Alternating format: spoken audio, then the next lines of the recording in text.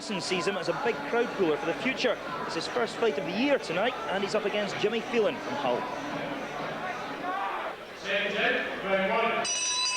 Round one then of this Super Bantam contest. Jimmy Phelan from Hull in the white and the blue. And the Scottish fighter, Scott Dixon, in the white with the green trim, in the white with the blue trim, I should say, from Glasgow.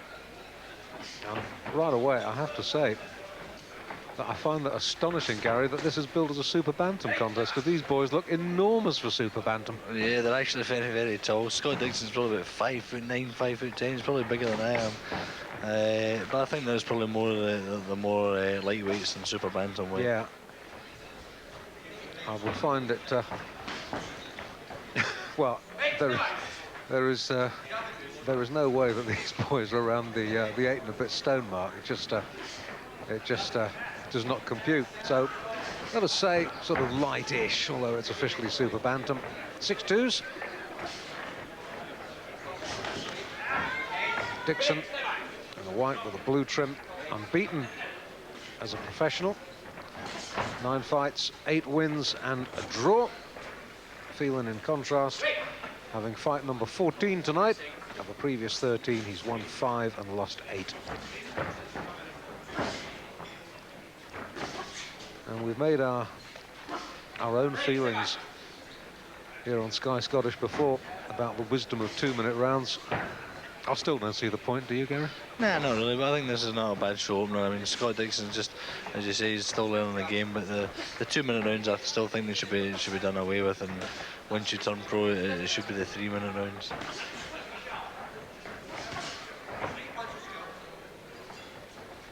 Now we're approaching the last 10 seconds of round one. Bright opening by Dixon.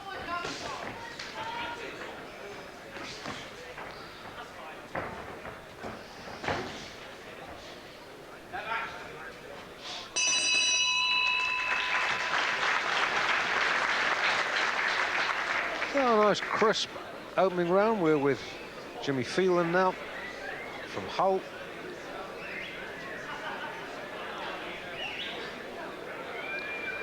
Yeah, here we go here. Phelan's actually been doing a lot of pressure on Scott Dixon. Scott Dixon has been doing well as well. He's been standing his ground. He's going to have to stand his ground.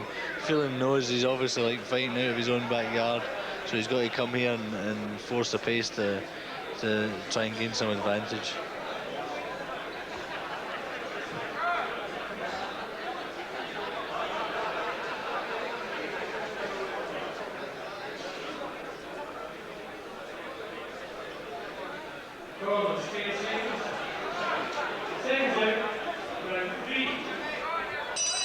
Third round then.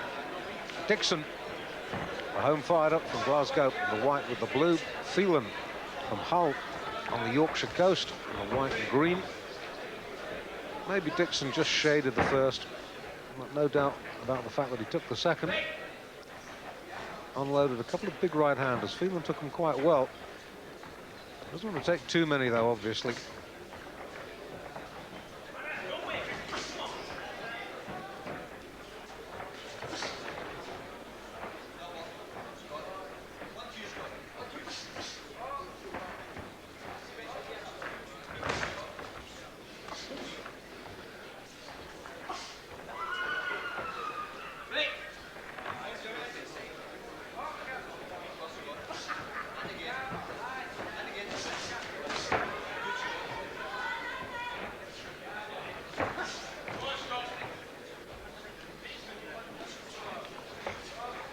Well, it's getting a little untidier this round because Phelan is moving a little closer inside the jab, tying Dixon up at close quarters, or trying to. Dixon really has to be starting snapping out the jab a little bit more and measuring his distance and keeping him on the end of the jab. I mean, he's boxing the fight at long range and he's dancing around, but not really throwing out his jab. He's got to get that jab and doubling up the jab and have a little bit more success with it.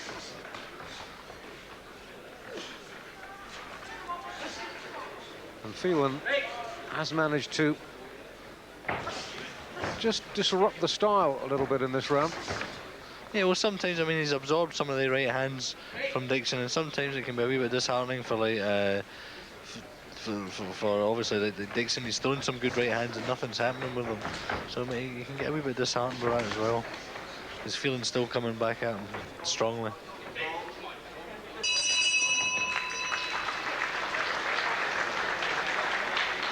Well, it was less clear-cut that round.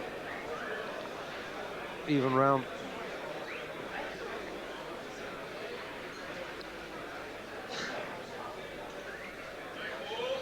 So he's missed the other right hand. I think he's just got to sort of, if he's getting on that back foot, he's got to start zipping out his jab a little bit more. Well, I think you put your finger on it, Gary, when you said he's simply not working hard enough this round.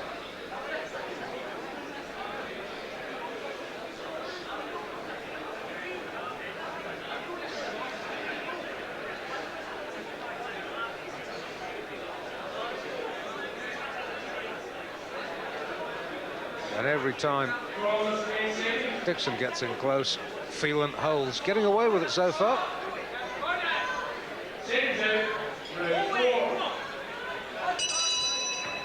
So we're in the back stretch.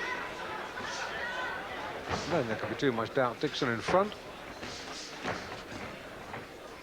And Phelan came back into the contest just a little in the last round. Yeah, he's not been phased at all. I mean, he's still standing there right in front of Dixon. He's coming forward trying to make a fight of it.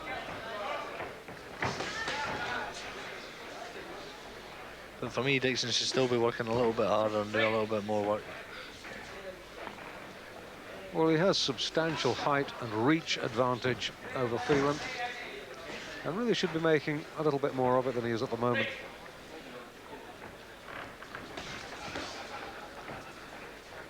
And Phelan starting to get a little bit more adventurous now. Yeah, well, he's taking Dixon's best shots, so maybe he feels now that they're having no effect on him, so he can start throwing some of his own bombs.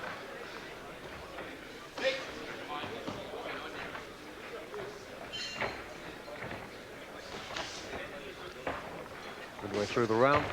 Round 4 this. It's officially billed at Super Bantam. Although I have to say that in the latest records and the latest ratings, Dixon is billed as a lightweight. And if you know your boxing, you'll know there is a substantial difference in weights between Super Bantam and light.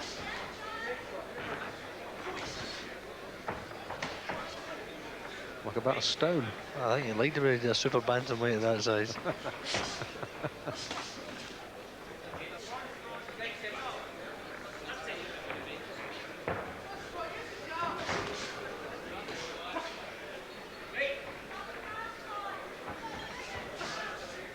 I still think Dixon's landing the cleaner shots here.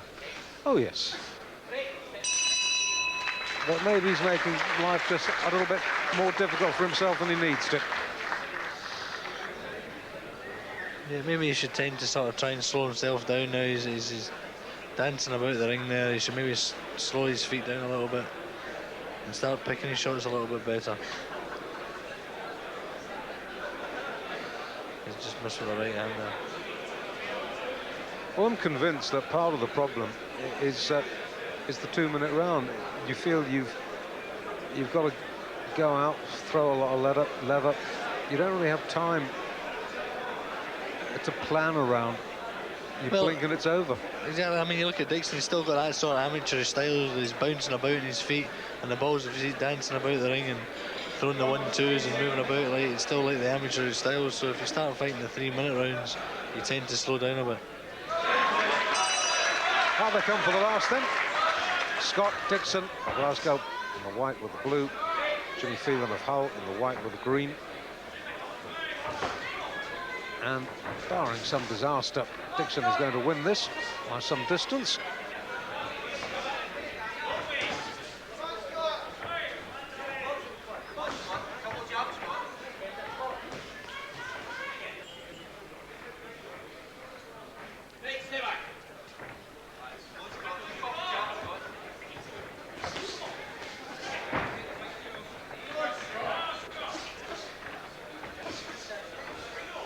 Reaching with that jab, but is Dixon. Balance not particularly good. Yeah, he's just trying to keep him on the end of it and fiddle his way through this fight and win it.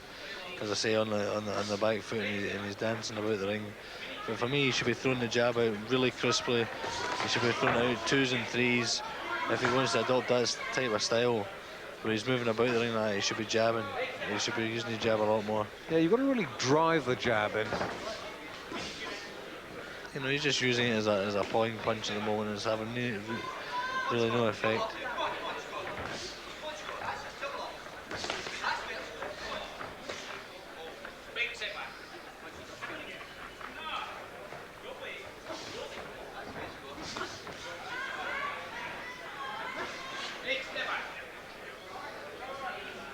One thing I'll say about Dixon, every time he throws that right hand, he seems to duck his head.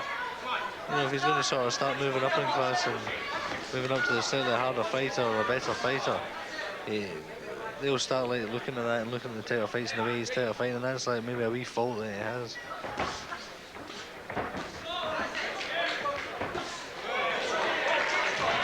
He's bowled in that big overarm right hand which connected. Well, no surprises there. Yeah, that was a very good right hand to finish. That almost done to him.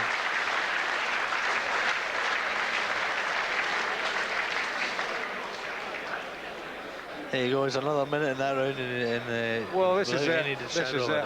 You know, you don't want to lay it on with a trowel, but I don't get the point of 2 rounders. But still, here's how we finished it. And it was a good finish too, Gary. Yeah, it was a... Well, I'm astonished that it was very, very close at the end, just half a point or 1 round in it, and it could well have been the last round that shaded it for Scott Dixon. 59.5 points to 59. Scott Dixon maintains his unbeaten record, 9 wins now in 10 fights.